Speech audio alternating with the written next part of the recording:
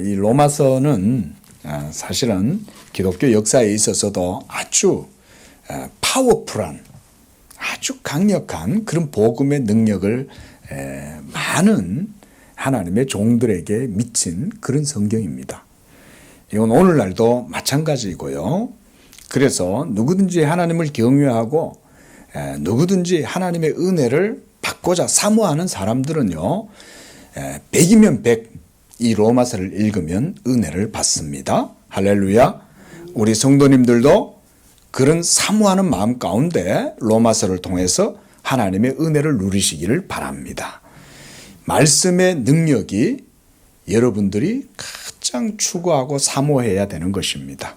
하나님의 말씀이 역사하면 거기에 성령의 비상한 역사가 나타나고, 성령의 비상한 역사가 나타나면 예수의 이름의 권세가 여러분들의 삶 가운데 확 놀라운 탁월한 능력을 나타내는 거예요. 여러분, 그런 하나님의 은혜를 누리는 게 어렵지 않습니다. 다만 우리의 마음이 가난해지고 우리의 마음이 애통하고, 그러면 하나님께서 구하고 사모하는 자에게 은혜를 주시는 줄로 믿으시기 바랍니다. 그러면 하나님을 경외하고 하나님의 은혜를 바라보는 사람은 이 로마서 말씀이 백발백중 은혜를 주시는 거예요. 하나님의 은혜를 못 받아서 문제지, 하나님의 은혜를 받으면 그때부터는 모든 삶이 다 바뀌는 거예요. 이야, 이런 세상이 있냐. 저는 참 하나님이 주신 은혜가 있어서 지금까지 이렇게 목사를 할 수 있었던 것 같아요. 하나님의 은혜를 받고 나니까 세상이 정말 드라마틱하게 바뀌는 거예요. 놀라운 거예요. 부러우시죠? 여러분들도 사모하실 수 있기를 바랍니다. 이 부족하고 정말 저는 여기 서 있을 자격이 없는 사람이에요. 저는 정말 그렇게 정말 고백합니다. 왜냐하면 그만큼 하나님이 은혜를 주셨기 때문에, 참 은혜를 주셔가지고 그렇게 은혜를 주셨는데도 참 부족하니, 참 날마다 하나님 앞에서 제가 깨어지고 부서지고 낮아져도 평생 저는 그렇게 해도 전 참 하나님 앞에 가닿을 수 없는 그런 연약한 자라고 고백을 해요. 우리 성도님들에게도 그런 하나님의 성령의 은혜가 말씀 가운데, 특별히 로마서 강해 가운데 임하게 되시기를 축원을 드립니다. 로마서를 열심히 읽으십시오. 막 사모하는 마음을 읽으세요. 어린아이가 엄마의 젖을 막 사모할 때 얼마나 사모합니까? 그런 마음으로 하나님의 신령한 젖인 이 로마서 말씀을 사모하면 하나님이 이 로마서 속에 있는 아주 강력한 하나님의 말씀의 그 복음의 능력이 여러분들의 삶에도 복이 되고 부요함이 되고 탁월함이 되고 영광이 되게 하실 줄로 믿습니다. 이런 믿음으로 이 하나님의 말씀에 우리가 임해야 한다. 사도 바울이 로마서를 로마 교회의 성도들을 향하여 기록을 하는 가운데 우리가 주목해야 될 것은 그가 1장에서 3장까지 계속해서 쓴소리를 먼저 한다는 거예요. 감미롭고 듣기 좋고 로맨틱하고 분위기 좋은 그런 말을 미사유구를 써가지고 막 하는 게 아니라 딱 복음부터 얘기하고 난 다음에 그대로 서두를 인류의 죄악상을 낱낱이 그 실상을 그대로 적나라하게 고백하고 고발하는 그런 것을 사도 바울이 먼저 하는 것에 주목을 해야 됩니다. 그래서 3장 거의 전반부까지 계속해서 사도 바울은 인류의 불신앙과 타락함, 부패함, 죄악상 이런 것에 대해서 계속해서 언급을 하고 있습니다. 여러분, 사도 바울이 왜 그렇게 서두부터 그런 얘기를 하고 있을까요? 그것은 바로 예수 그리스도의 구원을 보여주기 위해서 그러는 거예요. 예수님께서는 건강한 자에게는 의사가 쓸데없고 병든 자에게라야 의사가 쓸데있다 라고 하신 말씀이 뭡니까? 누구든지 자기의 죄를 깨닫고 자기 죄를 어쨌든지 간에 고침을 받아야 된다라고 하는 이런 애통한 마음을 가지고 있고 갈급한 마음을 가지고 있는 사람은 영혼의 의사이신 예수님을 찾아오는 것이죠. 그래서 사도 바울은 인류의 죄악, 유대인들의 죄악, 이방인들의 모든 죄를 먼저 적나라하게 고발을 하는 거예요. 여러분 로마서를 읽으실 때 1장에서 3장에 나오는 그 적나라한 모든 죄의 실상이 바로 내 자신에 대한 것임을 그렇게 생각을 하시고 읽으시기를 바랍니다. 예? 오늘 본문 말씀에서 사도 바울이 대부분 그 말부터 하잖아요. 그러므로 남을 판단하는 사람아. 성경을 쭉 읽으면서 보니까 이렇게 인간들이 죄가 많네. 인간들은 왜 이렇게 죄가 많냐. 내 주변에 이런 죄 많은 인간들 너무 많아. 지금 생각나. 김씨. 생각나. 김집사. 이집사. 생각나. 예수 믿는다고 하면서 저런 식으로 저러네 이러면서 막 로마서 1장을 열심히 읽으면서 인간 악한 것들 이러면서 읽으면 안 된다 그 말이죠. 바로 누구에 대한 얘기라는 거예요? 바로 나 자신에 대한 얘기라는 거예요, 여러분. 믿으시기 바랍니다. 예? 아유, 목사님 나는 그런 죄 안 지었는데 왜 나보고 그렇다고 그래요? 여러분 그렇지 않아요. 우리 속에 있는 죄는 여러분들이 상상하는 것 이상으로 강력한 힘을 가지고 있습니다. 여러분들이 지구가 돌아갈 때 여러분 중력이 작용하는 힘을 여러분 느낍니까? 하지만 그 중력은 역사하고 있죠. 그렇죠? 예? 지구가 이 축이 자전거 공전을 할 때도 그 거대한 힘이 지구를 돌리잖아요. 그걸 우리가 의식하지 못하는 것처럼 여러분 속에 있는 죄도 거의 그와 같이 우리가 잘 느끼질 못합니다. 먼저는 우리가 죄 가운데 빠져서 너무나 그 죄의 습성에 길들여져 있기 때문이고 우리의 사망의 몸 자체가 벌써 죄와 사망 가운데 있기 때문에 우리가 그 죄에 가공할 위력을 별로 느끼지를 못하는 거예요. 먼저는 우리가 죄 가운데에서 죽어 있기 때문에 그것을 잘 모르는 겁니다. 죽은 자는 자기가 죽었다는 것을 전혀 의식하지 못하죠. 왜냐하면 자기가 죽었기 때문이죠. 하지만 살아있는 자는 여기 누워있는 그 송장이 바로 그 사람이라는 것을 알아요. 살아있는 사람은 아는 거예요. 죽어있으니 자기가 죄로 말미암아 죽어있다는 걸 모르는 겁니다. 여러분, 죄의 힘이 그만큼 강한 겁니다. 이걸 깨달으면 그때부터 이 사람은 온전한 길로 걸어갈 수가 있어요. 하지만 이걸 깨닫는 사람이 얼마나 될까요? 그렇죠? 자기 자신을 객관적으로 깨달을 수 있는 사람이 세상에서 얼마나 되겠어요? 예? 기껏 해봐야 아주 뛰어난 철학자들 정도 되면 약간이라도 깨달을까? 모릅니다. 자기가 왜 죄를 짓고 있는지, 왜 미워하는지, 왜 지금 범죄하고 있고, 왜 속이고 있고, 왜 사기치고 있고, 왜 빼앗고 있고, 왜 미워하고 있고, 왜 더러운 짓을 하고 있는지 자기 자신은 모릅니다. 그런데도 그걸 다 자기가 한다고 생각하죠. 사도 바울이 지금 그거를 보여주는 거예요.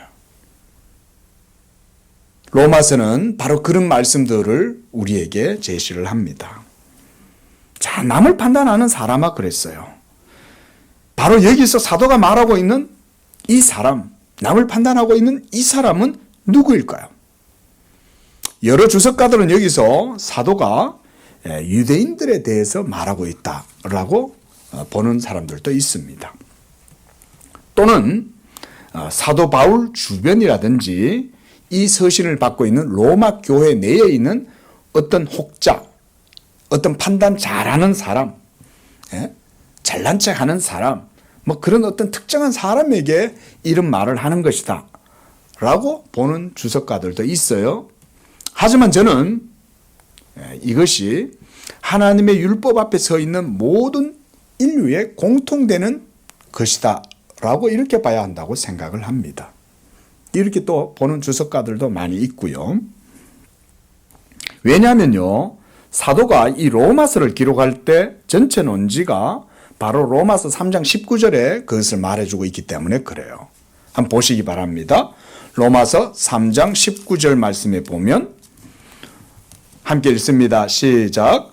우리가 알거니와 무릇 율법이 말하는 바는 율법 아래에 있는 자들에게 말하는 것이니 이는 모든 입을 막고 온 세상으로 하나님의 심판 아래 있게 하려 함이라 그랬어요. 모든 사람이 하나님의 율법의 판단 아래 서 있다는 것을 뭐가 보여준다는 겁니까? 율법이 보여준다는 거예요. 그러니까 율법은 유대인에게만 적용되는 게 아니고 이방인들에게나 어떤 특정한 죄인들, 악을 행하는 어떤 한 사람에게, 특정 개인에게 적용되는 말씀일 뿐만 아니라 모든 사람들에게 다 적용되는 하나님의 말씀이다. 그 얘기예요. 그 다음 우리가 20절 말씀 더 읽어봅니다. 시작. 그러므로 율법의 행위로 그의 앞에 의롭다 하심을 얻을 육체가 없나니 율법으로는 죄를 깨달음이니라. 여기서 사도가 율법 행위로 그 앞에 의롭다 하심을 얻을 뭐라고 했어요? 육체라고 그랬어요, 여러분. 이건 보편적인 사람의 몸을 얘기하는 겁니다, 여러분. 여러분들의 몸을 얘기하는 거예요. 다른 사람의 몸이 아니라 나의 몸을 얘기하는 거예요, 내 몸. 이제 좀 심각해지는 거죠. 이제 이게 심각하다. 이게 다른 사람 몸인 줄 알았더니 내 몸이구나 라는 생각을 해야 된다는 거죠. 그래야 남을 판단하지 않는 거예요. 근데 우리는 다 남을 판단하는 것에 너무나 우리의 의식이 밝고, 그런 데는 또 우리가 아주 또 냉혈한이 되잖아요. 아주 엄한 잣대를 들이대잖아요, 다른 사람 판단할 때는. 사도 바울이 로마서를 통해서 독자들에게 하고자 하는 말은 사람이 의롭다 하심을 얻는 것은 율법의 행위에 있지 아니하고 믿음으로 된다는 것에 있죠. 이 바로 뒤에 있는 3장 28절 말씀이에요. 한번 보십시오.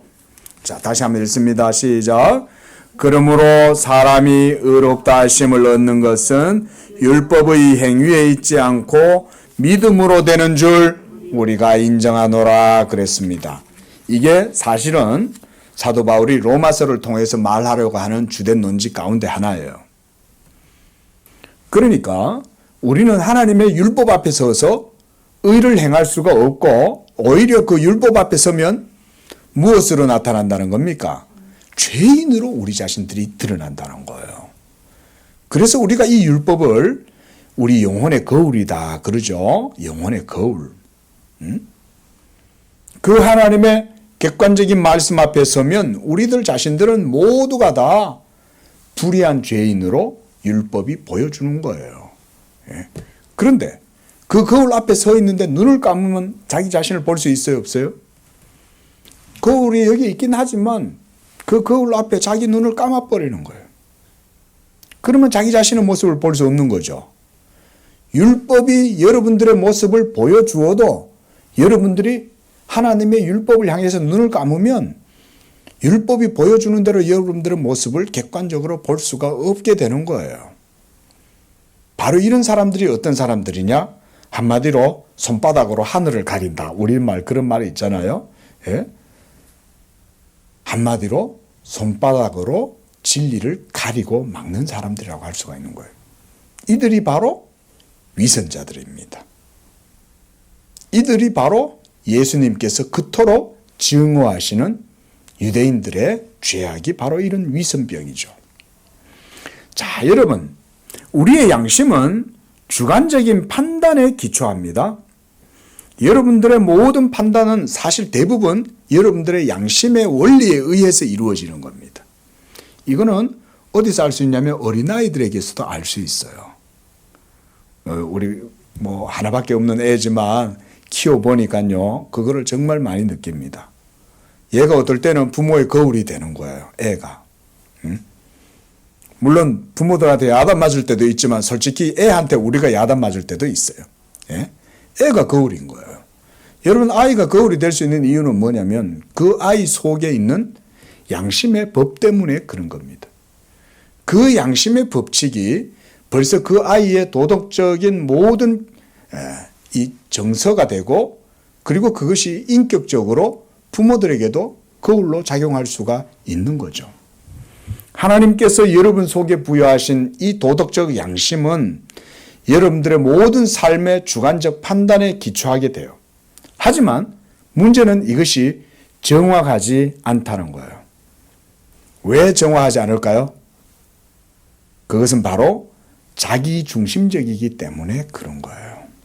우리가 타락하고 부패하고 그렇게 해서 죄로 말미암아 우리의 몸이 오염되어져 있기 때문에 우리는 모두가 다 자기애에 빠져 있고 자기의에 빠져 있고 자기중심적인 사고방식을 갖고 있기 때문에 사물을 바라보고 사태를 바라보아도 자기중심적으로 그 사태를 해석하고 이해를 하는 거예요.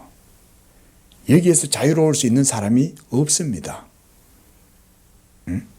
그러다 보니까 양심이 때때로 어떤 도덕적 판단의 잣대가 되기도 하지만 그것은 절대적인 것이 아니라는 사실을 여러분들은 항상 유념해야 돼요. 누가? 김 집사가? 이 집사님이? 누가 그래요? 나 자신이 그렇다는 거예요.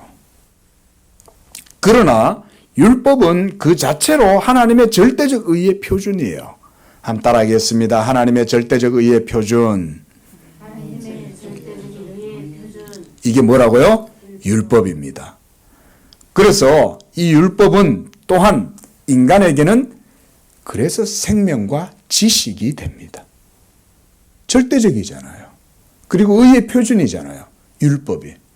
그러므로 율법은 사실 우리 인간에게는 생명이 되는 생명의 지식이 됩니다. 하나님의 율법이 생명의 지식이 된다? 아마 이게 조금 생소하게 느껴지시는 분도 있지만 여러분 가만히 생각해 보세요. 그게 헌법책에 기록되어진 성문법 얘기하는 게 아니죠. 제가 지금. 무슨 법이에요? 하나님의 법이죠. 한마디로 하나님의 말씀이죠. 그 말씀이 여러분들의 영혼의 생명의 지식이 된다는 거예요. 한 번만 더 따라하겠습니다. 하나님의 말씀은 우리 영혼의 생명의 지식. 그게 바로 율법이 우리에게 제시하는 생명이에요. 생명을 얻게 하는 율법이라고 그랬어요. 사도 바울은. 그럼에도 불구하고 우리가 로마서에서 배워야 될 게 뭐냐. 생명을 얻게 하는 그 지식이 선하고 의로운데 어찌하여 그 율법이 여러분들을 죽이게 하느냐. 이거를 배워야 됩니다. 로마서 강해를 통해서 우리가 이런 것들을 배워야 돼요. 생명을 주고 하나님의 선하고 의로운 계명인데 그것이 어찌하여 우리를 죽게 만드는가? 왜 율법이 우리를 죽게 하겠어요? 그것은 하나님의 율법은 생명이기 때문에 우리를 죽게 하는 거예요. 역으로 얘기하면 무슨 말입니까? 우리가 그 생명과 그 생명에 우리가 가닿을 수 있고 그 생명과 우리가 하나가 될 수 있다는 말입니까? 없다는 말입니까? 없다는 말이잖아요. 하나님의 생명은 사실이에요. 실체예요. 본질이에요. 이게 우리 영혼의 생명이 되고 빛이 돼요. 문제는 우리가 그 하나님의 생명, 그 하나님의 실체가 되시는 그 복음의 생명을 우리가 받아 누릴 수 없는 사망과 죄의 상태, 불의한 상태에 있기 때문에 율법이 우리로 하여금 살게 하는 게 아니라 죽게 한다는 거예요. 로마서에서 여러분들이 먼저 가장 기본적으로 이거를 배워야 됩니다. 이게 로마서의 큰 산을 넘어가는데 초입이에요. 이게 이제 등산을 시작했어요. 우리가 로마서라고 하는 큰 산을 이제 정복을 해야 되는데 이제 배낭을 메고 이제는 그 초입에 딱 들어서는데 이것부터 시작되는 거예요. 하나님의 말씀을 지킴으로써 하나님의 의와 생명을 누리게 되고, 그래서 아담의 타락 이후에 이제는 더 이상 이 하나님의 말씀의 생명의 지식이 사람들에게는 생명과 의가 되어지지 못하게 됐습니다. 그래서 이제는 사람이 율법의 행위로는 이 하나님의 생명의 지식에 도달할 수가 없게 된 거예요. 아담에게는 그렇지 않았죠. 그렇죠? 여러분, 우리가 아담의 그 하나님과의 계약의 내용을 여러분들이 유심히 보셔야 됩니다. 그거 여러분 서로 아닙니다. 여러분, 역사적 팩트고 사실입니다. 성경적으로 이해하면 이게 팩트로 보이는데 성경적 이해가 없으니까 이게 설화 같아. 예? 신화 같아. 아닙니다, 여러분. 그 속에는 특히 창세기 1장에서 3장까지 기록되어진 그 안에는요, 인류 모든 문명이 하나님과의 신적인 그 언약의 관계로 인해서 출발선을 보여주는 겁니다. 거기에서 아담이 하나님께 불순종함으로 타락하잖아요. 그런데 타락하기 전에는 아담은 어때요?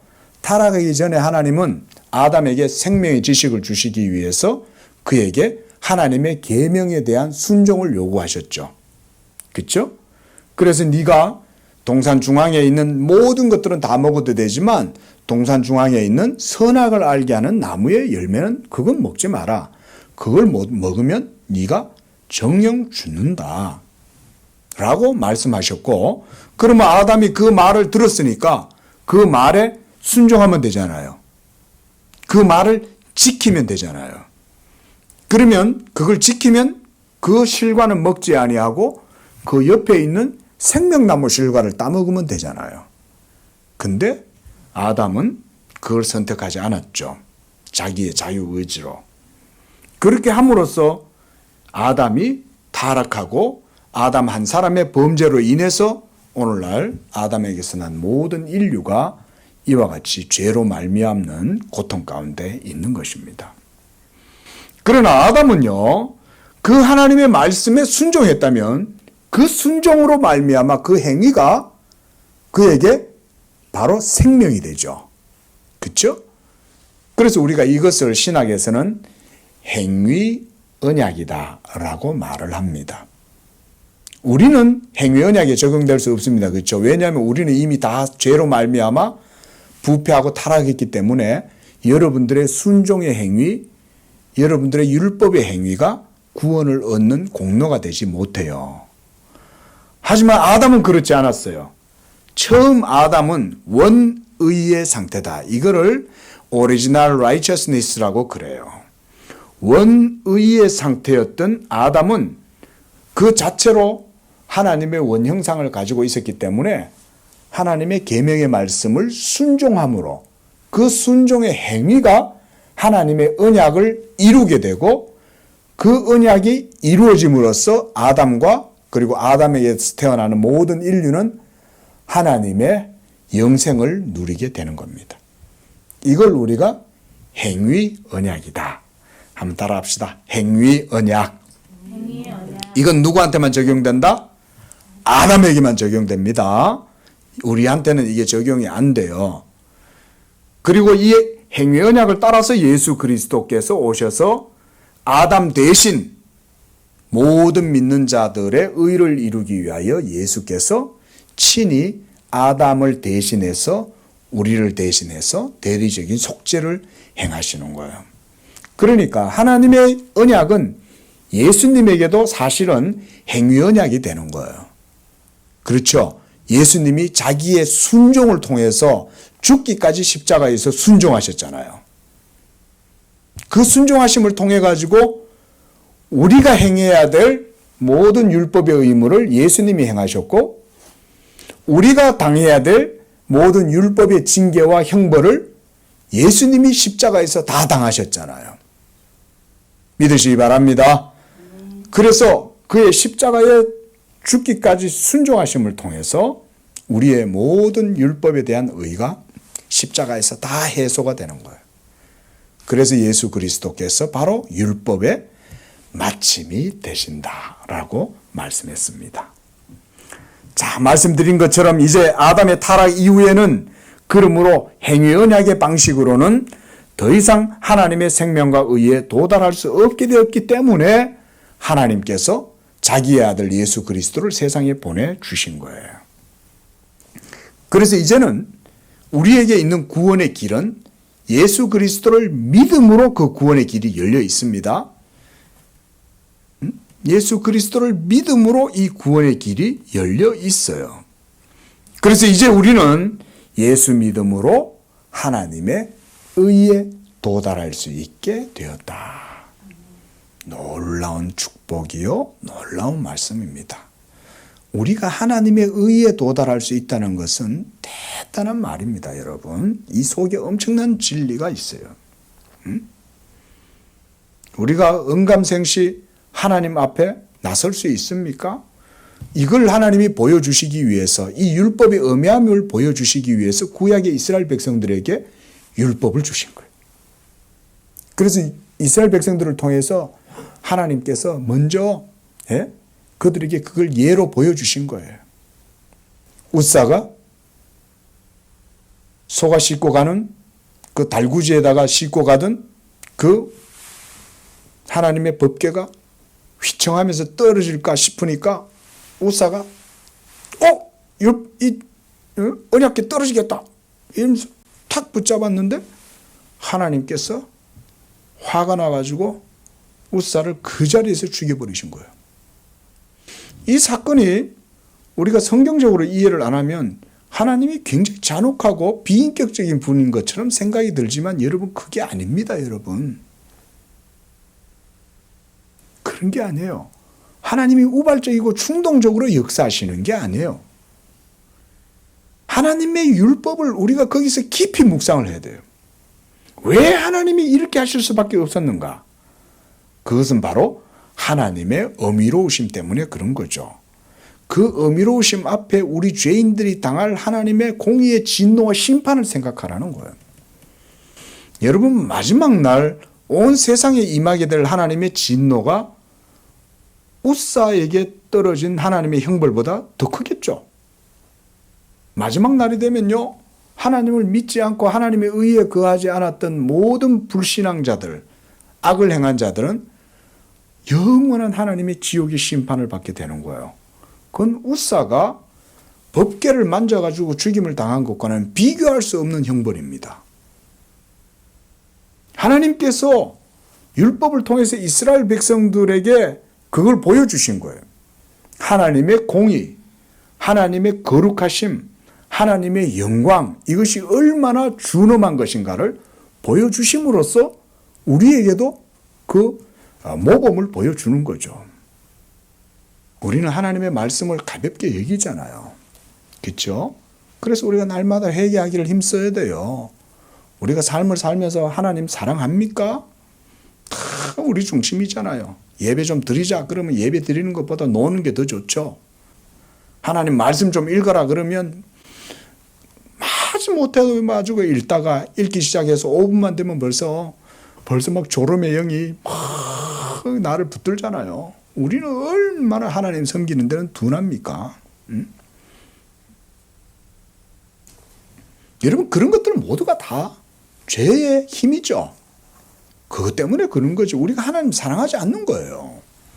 그러니까 이스라엘 백성들을 통해서 하나님께서 율법의 의를 명백하게 보여주시는 거예요. 우리 눈에는 우발적으로 보이고 충동적으로 보여. 근데 그게 아니에요. 하나님은 우발적이고 충동적으로 역사 안 하세요, 여러분. 예? 믿으시기 바랍니다. 아니에요. 우리가 몰라서 그런 거야. 모르니까 이게 충동적으로 보이고 우발적으로 보이는 거예요. 하나님은 다 생각이 있어요. 뭘 잘못했습니까, 웃사가? 뭘 잘못했습니까, 그 사건 자체가? 하나님의 율법 언약궤를 누가 들고 가야 돼요? 레위 제사장들이 들고 가야죠. 예? 그런데 어디다가 끌고 가는 거예요? 그냥 소달구지에다 올려가지고 그냥 따그닥따그닥따그닥 그러고 그냥 가는 거예요. 하나님이 자기의 거룩한 언약의 궤가 들어있는 그 법궤를 함부로 다루는 것에 대해서 벌써 이스라엘에게 화가 나 있는 거예요. 사도가 로마서를 기록하면서 이처럼 인류의 범죄 타락에 대해서 먼저 신랄하게 기록하고 있는 것은 그만큼 율법의 공의를 부각시키기 위해서 그렇게 하시는 거예요. 그렇지 않으면 우리는 하나님의 말씀의 심각성을 생각하지를 않아. 오늘날 값싼 복음 이런 말 많이 하죠. 여러분 왜 복음을 값싸게 왜 하나님의 은혜가 천대시 받고 멸시를 받게 됐습니까? 율법의 준엄함을 모르니까 그런 거예요. 그러니까 우리 양재교회에서는 목사가 어쩔 수 없이 여러분들에게 좀 이렇게 막 인상도 쓰잖아요. 제가 미간을 얼마나 찌그립니까? 저 뒤에서 자꾸 신호를 보내주셔요. 제발 미간 좀 찌그리지 말고 이렇게 좀 펴갖고 좀 설교해라. 근데 그게 강조를 하다 보니 이 목사가 어쩔 수가 없어.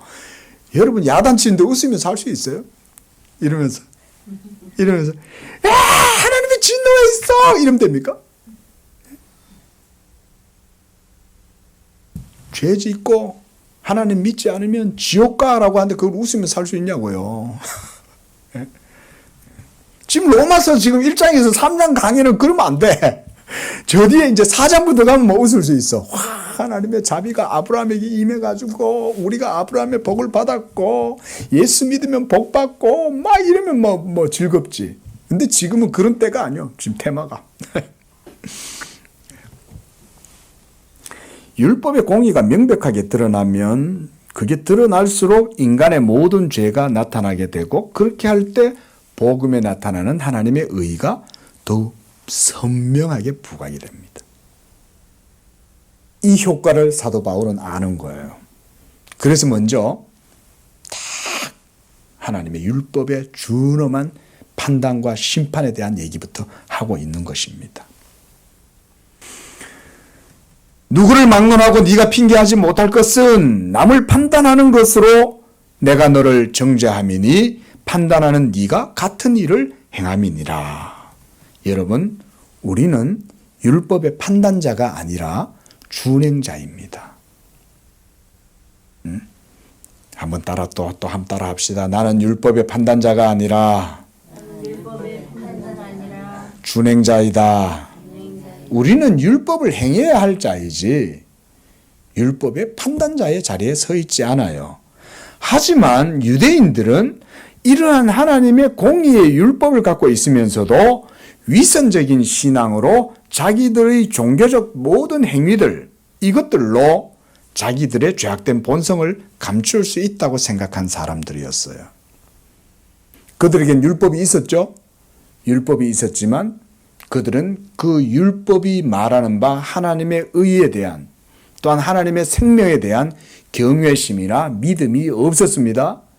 하나님에 대한 사랑이 없으니까 하나님에 대한 믿음과 사랑을 무엇으로 바꾸냐면 의식 행위로 바꾸는 거예요. 그래서 종교적 의식을 열심히 행하는 거예요. 그걸 하면 할수록 그 열심히 많아지면 많아질수록 다른 사람들이 뭐라고 보고 있어요? 이야, 하나님 열심히 섬기네 라고 볼 거 아니에요. 여러분, 우리가 하나님께 교회에다가 헌금을 많이 할 수 있다 쳐요. 그럼 많이 하는 것과 하나님 사랑하는 것이 같을 수 있습니까? 아닐 수 있잖아요. 여러분들의 자녀들이 여러분들한테 돈을 많이 갖다 줘. 그럼 그게 자녀들이 부모를 사랑하는 것일까요? 그게 척도가 될 수는 없죠. 자녀가 돈이 많으니까 돈을 많이 갖다 주는 거지. 근데 엄마, 아버지 그냥 마음으로 돌보는 건 없어. 마음속에 엄마, 아버지 생각하는 마음이 없어. 그런데 그냥 돈을 많이 버니까 이 자식이 와가지고는 잘 지냈어? 이러면서 그냥 뭐 필요한 거 없어? 이러고 그냥 돈만 툭 던져주고 가요. 그럼 부모 마음이 서운하겠죠. 응? 유대인들이 율법의 거울 앞에 서 있었지만 그 율법의 거울이 그들의 본 모습을 볼 수 없도록 그들은 뭘 해버린 거예요? 눈을 감아버리는 거예요. 그 말은 즉 하나님의 말씀을 듣기 싫다는 거죠. 그래서 사도 바울은 그 모세의 얼굴을 덮었던 그 수건을 비유로 해서 오늘날까지 너희들의 마음 가운데 그 수건이 덮였다라고 이렇게 말을 하잖아요.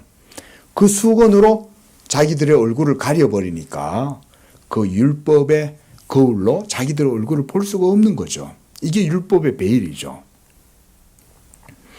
그래서 그런 행위로 종교적인 의식들로 타락한 죄악의 본성을 감추려 했지만 여러분, 하나님 앞에서 그걸 숨길 수가 있습니까? 하나님은 사람의 마음의 중심을 보시잖아요. 믿으시기 바랍니다. 하나님은 우리 마음의 깊은 곳에 다 생각들을 다 아시는 거예요. 그가 부족하고 연약하지만 그 마음 속에 하나님을 사랑하는지 하나님은 그거를 다 아시는 거예요. 하나님이 어떤 사람과 함께 하시겠어요? 자기 자신의 연약함을 하나님 앞에서 깨달을 뿐만 아니라 그 하나님을 마음속에 사랑하는 거예요. 뭘 하나 해도 다 부족해. 뭐 하는 거 보면 다 뭐가 나 있고 연약함이 있어. 그럼에도 불구하고 그 마음 속에 하나님을 사랑하는 마음이 있는 거예요. 그러면 하나님이 그의 부족함도 연약함도 그의 허물도 하나님은 다 자비하심으로 싹 덮어주는 거예요. 네가 나를 사랑하는 걸 내가 알아. 응? 나는 네가 부족하지만 네 속에 나를 사랑함과 나를 경외함이 있는 줄 내가 알아. 하나님이 아시는 줄로 믿습니다. 하나님의 자비하심이 바로 그런 것이죠. 그래서 사도 바울도 오늘 본문 말씀 4절에서 하나님의 인자하심에 대해서 말씀하는 거예요. 하나님의 헤세드, 하나님의 자비. 여러분, 남을 판단하는 사람은 그 판단하는 율법의 기준이 자신에게도 동일하게 적용된다는 사실을 인지해야 됩니다. 우리가 그런 말 있잖아요. 우리말에 남을 향해서 딱 이렇게 삿대질을 하면서 손가락질을 딱 하는 거예요. 너 왜 그렇게 해? 이러면서 손가락질을 딱 하면 보면 4개의 손가락은 자기를 향해 가지고 있잖아요. 다 이렇게. 그러면 나를 향해서는 이 참 좋은 비유인 것 같아요. 그렇죠? 남에게 하나님의 율법의 잣대를 들이대 가지고 판단을 하면 그 판단이 그대로 나에게 적용된다는 것입니다. 그런데 유대인들은 그걸 못하는 거예요. 남을 판단하는 사람이요, 그대가 남을 판단하는 그 즉시로 그 판단하는 잣대는 그들을 향해서는 4개가 동시에 향하고 있다. 우리가 이걸 안다면 하나님 앞에서 늘 겸손할 수밖에 없는 것이지요. 그래서 사도 바울은 2절 말씀에 보면 이런 일을 행하는 자에게, 그러니까 남을 판단하는 그런 자들, 그리고 그러면서도 자기 자신은 거기에 해당되지 않는다고 생각하는 자들, 바로 그런 일을 행하는 자예요. 그들에게는 하나님의 심판이 진리대로 된다라고 말씀했습니다.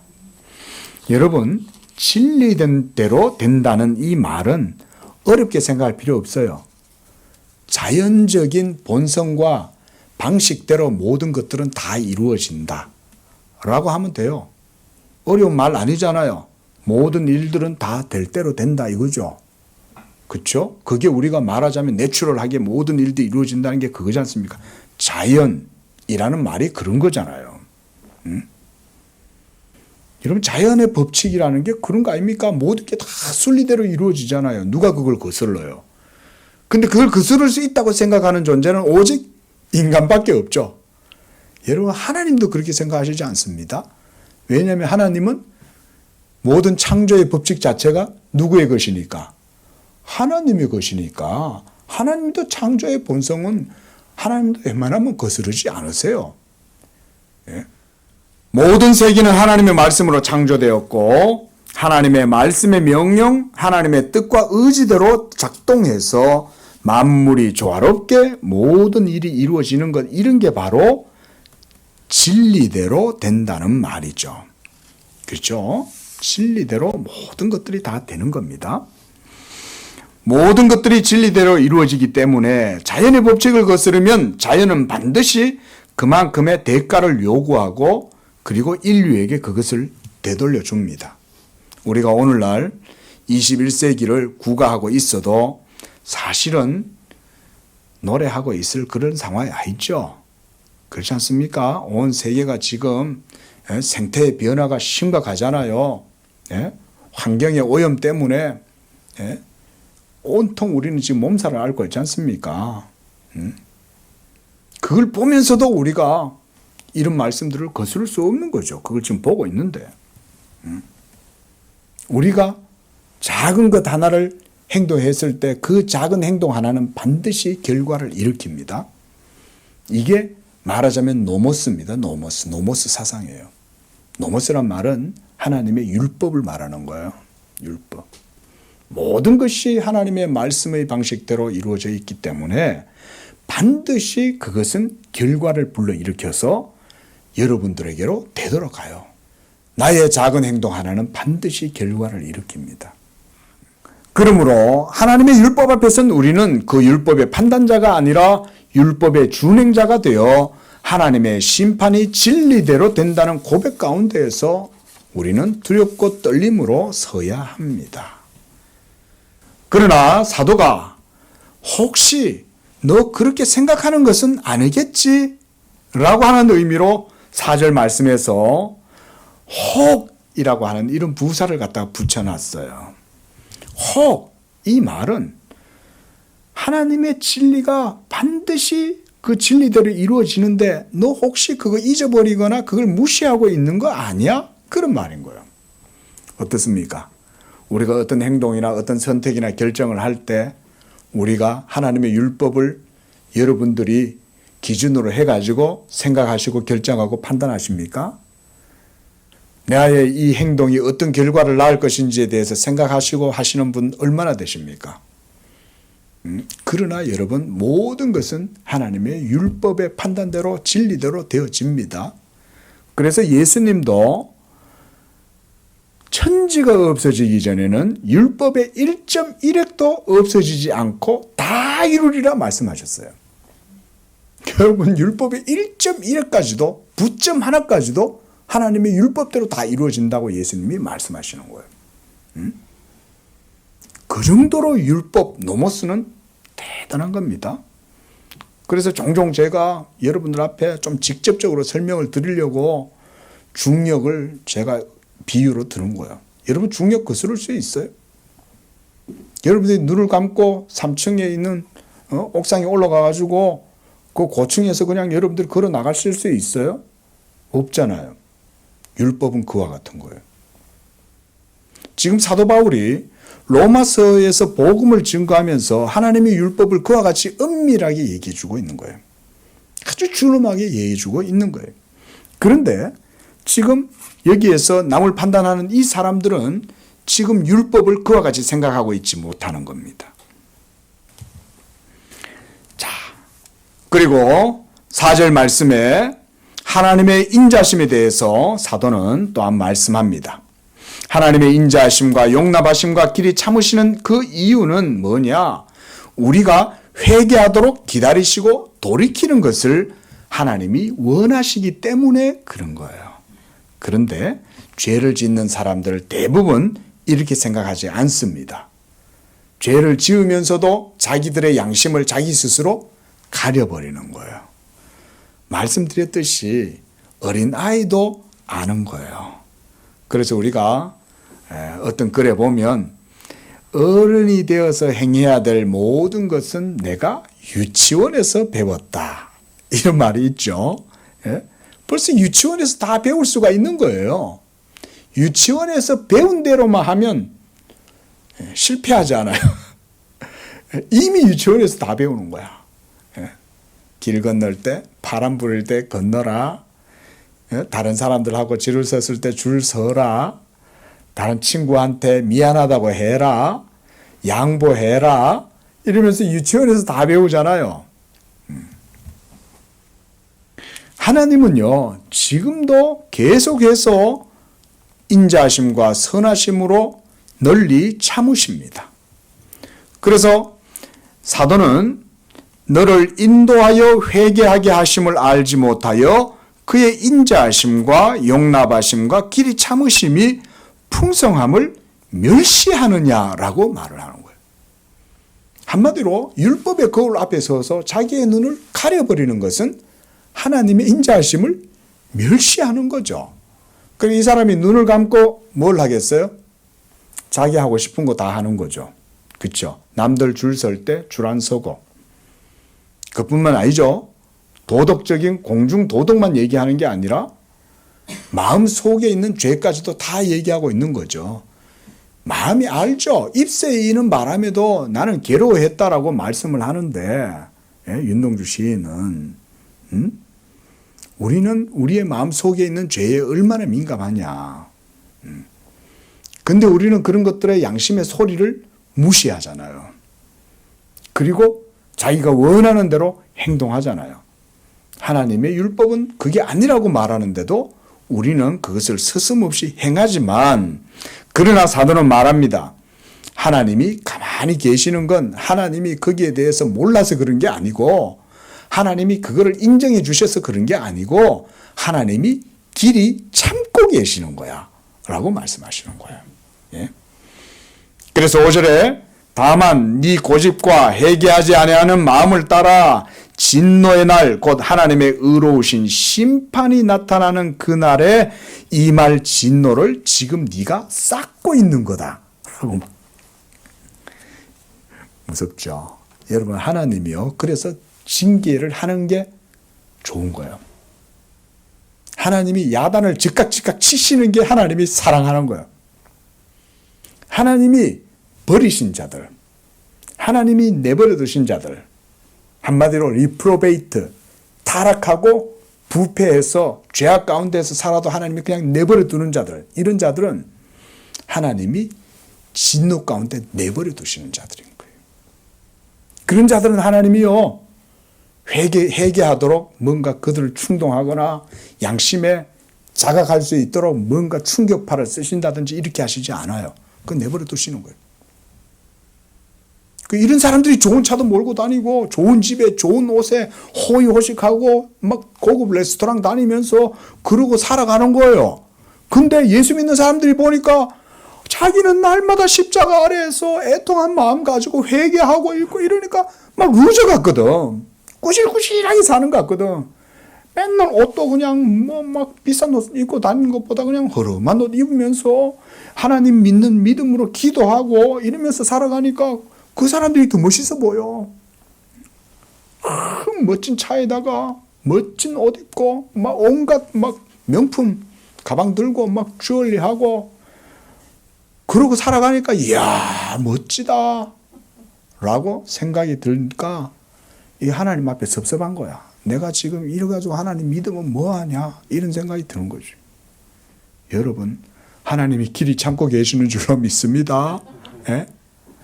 하나님이 진노를 쌓고 있는 거예요. 말씀드렸잖아요. 노모스는 뭐예요?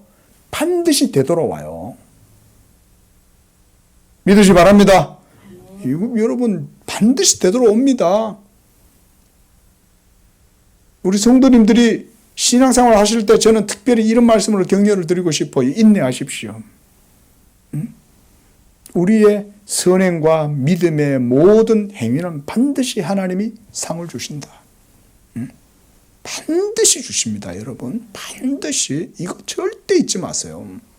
때때로 그런 불만이 여러분 속에 일어나서 하나님 믿지 않는 자들이 왜 저렇게 더 잘 돼요? 저 사람은 하는 것마다 잘 되고 투자하는 것마다 대박 나고, 저 사람들 자녀는 그냥 막 외국의 유수한 대학에도 가고, 뭐 안 믿는 사람들이 뭐 하버드 갔다 오고 막 이러면서 국내에서 와가지고 교수도 하고 박사도 하고, 이야 대단하네. 썩지 마세요. 하나님이 그냥 그렇게 살도록 내버려 두시는 거예요. 우리가 신경 써야 될 건 하나님을 신경 쓰고 하나님의 계명을 신경 쓰고, 내가 비록 부족하고 연약해도 내가 하나님의 말씀을 믿고 있고 그 하나님과의 언약의 관계 속에 내가 있고, 오늘도 내가 그 말씀 때문에 입새에 이는 바람에도 내가 한 점 부끄러움 없기를 하나님 앞에서 마음이 애통해하고 그러고 사는 게 진짜 복된 거예요. 할렐루야. 예. 하나님이 쌓고 계시는 거예요. 마지막 날. 그래서 스바냐 선지자는 말씀했어요. 그날은 분노의 날이요, 환난과 고통의 날이요, 황폐와 패망의 날이요, 캄캄하고 어둠의 날이요, 구름과 흑암의 날이다. 하나님의 진노가 이루어지게 되는 그 날. 지금 그러고 다들 세상 사람들이 살아도 여러분, 하나님이 반드시 공의로, 중력의 법칙보다 더 대단한 하나님의 율법의 공의로 모든 것들을 심판하실 때가 있습니다. 이걸 우리는 절대 잊어서는 안 됩니다. 좀 더 보겠습니다. 그래서 7절 말씀에 참고 선을 행하여 영광과 존귀와 썩지 아니함을 구하는 자에게는 영생으로 하시고, 또한 10절도 보십시오. 선을 행하는 각 사람에게는 영광과 존귀와 평강이 있을 것이다 라고 말씀했어요. 이와 같이 하나님의 계명의 말씀을 따라서 믿음으로 살아가는 이 사람들이 참고 선을 행하는 사람들. 여러분, 여기서 참고 선을 행한다는 이 말은요, 착한 일, 이것도 당연히 포함되지만 보다 폭넓은 개념으로 예수 믿는 믿음으로 사는 것이라고 보셔야 됩니다. 예수 믿는 믿음으로 살면 여러분들이 행하는 모든 일들이 하나님이 의롭다고 인정해 주시는 선한 행위가 되는 거예요. 그래서 믿음으로 하지 아니하는 모든 것은 죄니라 그랬잖아요. 하지만 예수 믿음으로 행하는 모든 일들은 하나님이 선하게 여겨주셔요. 믿음으로. 그래서 그런 믿음으로 또한 선행을 행할 수도 있죠. 다른 사람들에게. 그런 것들은 당연히 포함되는 거죠. 그리고 영광과 존귀와 썩지 아니함을 구한다는 말은 이 땅의 것을 구한다는 것이 아니라 하늘의 것을 구한다는 말입니다. 하늘의 것이란 말은 추상적 의미가 아니죠. 모두 하나님의 말씀 안에 들어있다 이렇게 생각하시면 돼요. 추상적인 것이 아니라 성경에 기록하신 하나님의 말씀 속에 있는 그 모든 것이 영광과 존귀와 썩지 아니하는 불멸의 그런 것들이 모두 그 속에 있으므로 이 믿음으로 말씀 따라 살아가는 사람들에게는 하나님의 마지막 날에 최후의 심판이 아닌 상이 주어진다. 상이. 그것이 10절 말씀에서 사도는 이렇게 말씀해요. 먼저는 유대인에게요. 그리고 헬라인에게다. 라고 하는 말씀을 통해서 오늘 1절에서 읽었던 남을 판단하는 사람이 누구인지 이제는 저는 드러난다고 이렇게 보는 거예요. 남을 판단하는 이 사람은 모든 율법 아래에 있는 온 세상 사람들을 일컫는 거예요. 먼저는 유대인. 그들에겐 율법이 있었죠. 이방인들에게는 어때요? 율법이 없었죠. 하지만 하나님의 모든 판단은 공평하게 공의롭게 유대인들뿐만 아니라 믿지 않는 이방인들에게까지 다 적용되어진다. 하나님 앞에서 판단하는 모든 사람이 그래서 여기에 적용되는 거예요. 저는 그래서 그렇게 보는 겁니다. 그래서 11절도 보십시오. 하나님께서 외모로 사람을 취하지 않는다는 말은 먼저 사람의 외적인 행동을 보고 판단하지 않는다는 말이에요. 하나님이 사람의 마음의 중심을 보시기 때문에 외모를 보지 않는다는 말은 뭐 그냥 예쁘게 생기고 옷도 멋지게 입고 이런 정도만 얘기하는 게 아니라 율법 행위를 말하는 겁니다. 율법 행위가 외적으로 드러나잖아요. 율법의 의식과 모세의 규례들을 지키잖아요. 그럼 그런 것들을 지키면 그게 경건하고 그게 하나님 사랑하는 게 아니라는 거죠. 마음속에 하나님에 대한 사랑이 있어야 된다는 거죠. 그래서 외모를 취하지 않는다는 거예요. 여기에는 유대인이고 이방인이고 예외가 없어요. 그래서 저는 이 12절 말씀에서 다음 주에도 보겠습니다만은 12절 말씀을 보십시오. 우리 함께 읽습니다. 시작. 무릇 율법 없이 범죄한 자는 또한 율법 없이 망하고 무릇 율법이 있고 범죄한 자는 율법으로 말미암아 심판을 받으리라. 그러니까 하나님을 믿는 자든 믿지 아니하는 자든 모든 사람들에게 하나님의 공의의 심판은 동일하게 적용되는 거예요. 그 바로 다음 14절 한번 보십시오. 14절에 보니까 자, 율법 없는 이방인이 본성으로 율법의 일을 행할 때에는 이 사람은 율법이 없지만 자기가 자기에게 뭐가 돼요? 율법이 돼요. 자, 이 율법이 어디에 있다는 거예요? 자기 마음속에. 이게 바로 도덕적 양심의 법이죠. 여러분, 하나님께서 여러분들을 창조하실 때 벌써 여러분들의 모든 존재가 태중에서부터 형성될 때 벌써 그 속에 여러분 도덕적 감성이 작용합니다. 그러니까 태중에 있는 어린이들도 여러분 도덕적 그 감정을 가지고 있어요. 벌써 태중에서 벌써 생명 그 자체가 세포가 분열하면서 배아가 점점 배아가 늘어나잖아요. 그렇죠? 그렇게 해서 이 아이가 뱃속에서 형성되잖아요. 그러면 그 아이가 벌써 도덕성을 그때부터 벌써 배우는 거예요. 자, 여러분 말씀을 맺겠습니다. 이와 같이 율법 없이 범죄한 자는 율법 없이 망하고 율법이 있고 범죄한 자, 이건 유대인들이죠. 이들은 율법으로 말미암아 심판을 받는다. 정리하자면 그런 것입니다. 모든 장차 만물의 마지막에 하나님이 심판하실 때는 율법의 기준으로 모든 것들이 심판되어집니다. 모든 세상의 법칙 질서가 율법으로 말미암기 때문에 이 율법으로 하나님 앞에서 모두가 다 심판을 받게 되는 거예요. 그런데 유대인이든 이방인이든 자기의 양심의 의와 자기 의에 대한 그런 사랑으로 살아가는 사람들은 그런 걸 모르는 거예요. 그러니까 이 사람들은 남을 쉽게 판단하는 거예요. 남을 쉽게 정죄하는 거예요. 남을 향해서 이 손가락질을 하는 거예요. 이렇게 너 이렇게 하는 거죠. 예. 그런 사람들이 예수님을 믿어도 위선적으로 믿어요. 하나님의 마지막 날에 최후의 심판이 공의대로 이루어질 것에 대해서 믿고 있는 사람들은 어떻게 신앙생활을 하겠어요? 하나님을 뜨겁게 사랑하고 섬기지 않겠어요? 그분의 은혜를 의지하지 않겠어요? 자기를 불쌍히 여겨주시는 그 하나님의 인자하심을 의지하지 않겠냐고요. 그런데 아주 냉혈한 같은 사람들은 하나님을 믿는다고 해도 자기의 모든 신앙을 행위에다가 싹 감추는 거예요. 이거는 신약의 성도들에게도 조심해야 될 점들입니다. 새벽 기도에 빠지지 않고 나오고 주일 예배 잘 참석하고 하나님 앞에 헌금도 잘 드리고 많은 사람들이 보기에도 신앙 행위가 좋은 것 같고 여러분 절대로 행위 뒤에 여러분들의 마음을 숨겨서는 안 됩니다. 항상 하나님의 인자하심 속에 내가 거하고 있다.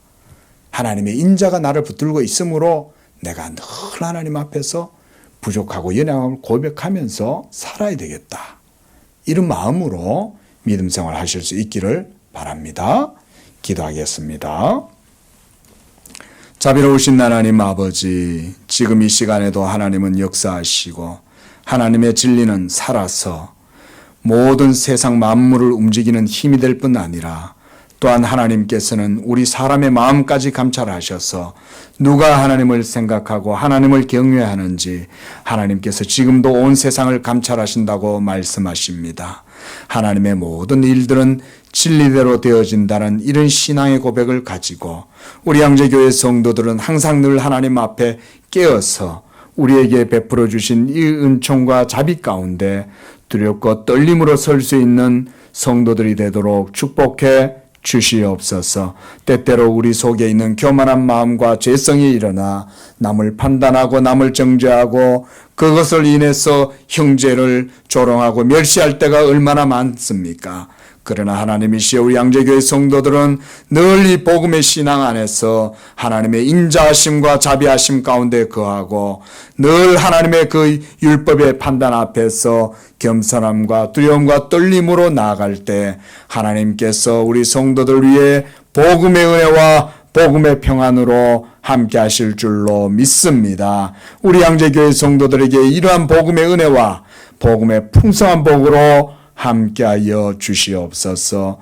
거룩하신 예수님의 이름으로 기도합니다. 아멘.